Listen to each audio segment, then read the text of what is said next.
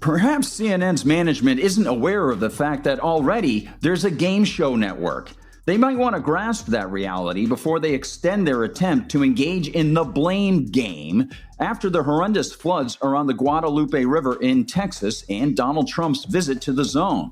Daily Wire's Catherine Maxwell noticed this problem as well and recalled with savage clarity reminders of the fact that FEMA already has a tragic record and that CNN's toxic attack might be more than a bit misdirected. Quote, a recent CNN report blamed Homeland Security Secretary Kristi Noem for delaying the Federal Emergency Management Agency's response to the Texas flash floods.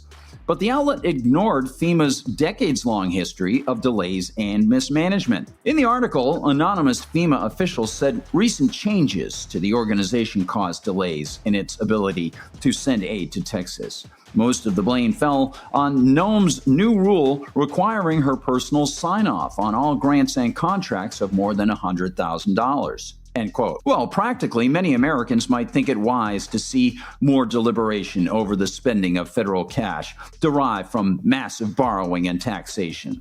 But when time is of the essence, such deliberation might be seen as a drawback and unreasonable. Obviously, depending on perspective, especially if one is in a flood zone and wants quick help, or one is in a flood zone watching the waste, incompetence, and mismanagement of FEMA that has been on display year after year, one might criticize or praise FEMA, one might agree or disagree with CNN. But one also can notice the great facilities CNN displays in its attack on the Trump administration while avoiding the sticky problem of previous FEMA screw-ups under previous administrations. Maxwell notes the piling on phenomenon, which is noticeable, reflected in multiple attacks on Homeland Security head Kristi Noem. Quote, Noem told Fox and Friends the CNN story was absolute trash, noting that our Coast Guard, our Border Patrol, Border Patrol Tactical Unit teams were there immediately. Every single thing they asked for, we were there. But Democrats have used the story to criticize the Trump administration's response to the Texas floods, which have killed at least 121 people, end quote. And Democrats such as Congressman Jared Moskowitz of Florida blamed dramatic cuts to FEMA and the National Weather Service for a poor federal response to the flood.